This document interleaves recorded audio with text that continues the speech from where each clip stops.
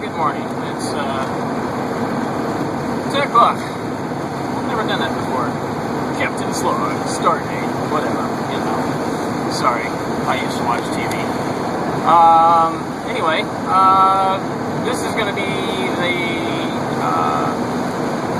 part where I talk about how I deal with the zombie virus and how it affects me. I was supposed to do that yesterday, but, I was kind of affected by brain damage and other things. But anyway, so what the zombie virus does in my brain anyway, I'm assuming it does the same thing in everyone else's, but what it does to me is it causes my emotions to want to override my logic, for one.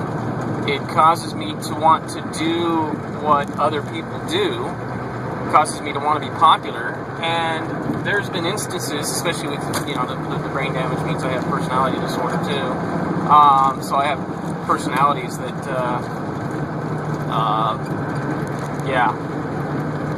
forget. But no, I have personalities that kind of want to adapt socially to be able to function.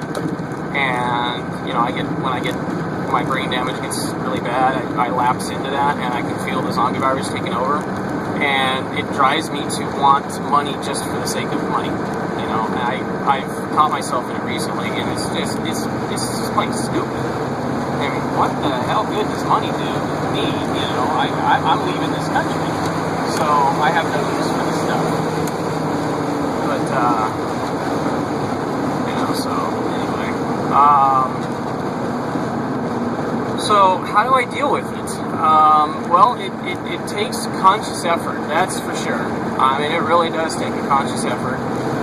I have to expend a lot of mental resources to maintain my composure, not my composure, that's the wrong word. I'm going to stop this for a while, I'm kind of distracted.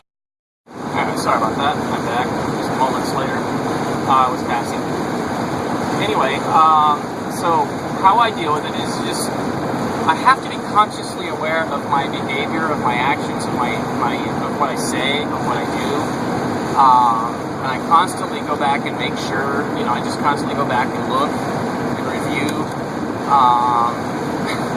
One of the things that's actually helpful is doing these diaries. Last night I have a separate personal diary that I no longer maintain. That's been, I'm doing this instead now. But I put an entry up there closing the diary out, and I had a personality in one of the segments that was just not who I wanted to be. It's not what I wanted to present myself as. It was fine at the moment, but obviously it wasn't, so, that makes things, that reviewing that video like that allows me to see what's going on inside my head and see what the virus is doing to me. And I can come back and fight it next time, and be aware of it. It's just a matter of learning myself. I think that's part of how I was, why the brain damage is such an important thing for me, is because it caused me to be aware of cognitive issues. I'm convinced that the only reason I discovered this is because I suffered brain damage, and because I couldn't get medical help. So I had to go out on my own, try and figure this out. I did figure out that I had brain damage, but not everything was being explained by it. And not everything, and what wasn't explained by it happened to coincide with what I was starting to observe around me, socially. Okay, these things aren't right about me, but everyone else is doing it too. So that's when I started doing this research. Anyway, because I have to be aware of these things because of the brain damage, that's how I'm able to go in and check myself and make sure make sure that now that I know that the virus isn't affecting me as strongly. So that's what I do with it. As far as, the other aspect of this, of course, is dealing with the emotional aspects, how it makes me feel, the depression. Oh man, it's a burden. But knowing that it's a zombie virus, knowing that I can fight it, makes it that much easier. I mean, that really, really makes it easy. And it also makes it easy dealing with other people. I mean, I get very, very impatient but I'm slowly learning as I continue to come to understand this virus, because I don't fully understand it. I'm saying it's a virus, but I don't know. I got to repeat it. But, I'm calling it a virus for now because I don't quite understand the mechanism, but it does seem to be something akin to a virus. It seems to be internal. It seems to be affecting universally everyone. So that's why I'm pretty sure, logically, most likely it's a retrovirus, which means it's embedded in our DNA. But, like I said, I can, fighting it helps. Knowing that it's this virus, this affliction, this external thing, makes it so much easier, both to deal with my own problems of dealing with it, but also and especially with dealing with other people. So anyway, I'm going to cut here because I got zombies with uniforms nearby. Actually, I can continue. They don't have the ability to pull me over, and I'm not doing anything illegal that they know of.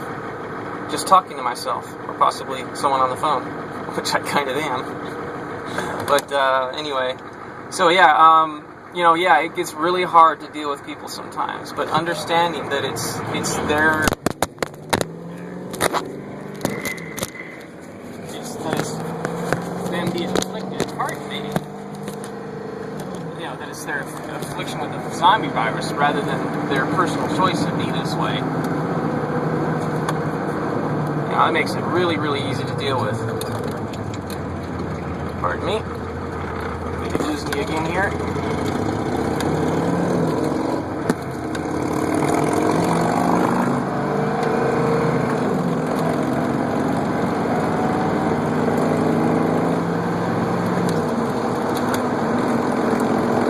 Sorry about that. Just getting on the freeway and smoking a virus, a zombie. Anyway. No, I wasn't getting on the freeway. No, who said that? Anyway. Zombies. Undercutting a truck or getting on the freeway is the most suicidally stupid zombie thing you can do. Alright? So yeah, you're going to get a little dose of traffic, what do you call it when a sportscaster talks over a sporting event? Play-by-play. You get some zombie traffic play-by-play here as I try and talk about the emotional aspects of dealing with zombies. But, so yeah, it really does help to understand that people are not purposefully choosing to be the way they are. It's very hard to get used to that fact, but it's there. It's there. When things get out of hand, so frustrated, just try and remember. Try and remember, it's not them. It's the zombie virus. Or it's not you. It's the zombie virus. I mean, how many married couple arguments would this settle? How many marriages would this save? Knowing that it's zombieism, not the person. That's absolutely positively the case. Think about it. We are human beings. We are caring, compassionate, cooperative beings. What we are doing is not what humans do. So there is something wrong, something causing humans to behave this way. It must be this zombie virus or whatever this thing is. It has to be something external. It has to be something outside of the individual. Because you look at the patterns of behavior between societies, and the differences are such that they cannot be explained naturally. So, more different societies are more affected by the zombie virus, and some people, people that haven't been exposed to society, for example, are almost unaffected.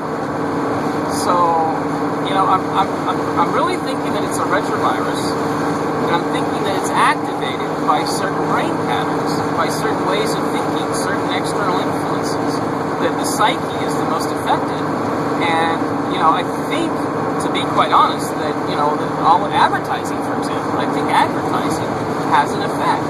I think movies have an effect. I think just watching television, just having that screen, may be a significant factor in what causes us to degrade to this zombieism, So, I'm going to be working on figuring that out. In the meantime, what you can now work with is the fact that people aren't assholes because they're assholes. They're assholes because they're zombies. So, and that's you too. That's you too. Not trying to offend you. Not trying to offend you. Trying to help you. The things that you do that you can't explain, that you know in your soul are wrong, are because of the zombies or the zombie virus. So take that with you. That should make things a heck of a lot easier for dealing with all this stuff. Anyway, I'll probably update some more. I'm going to concentrate on the task of driving right now, and see you in the future.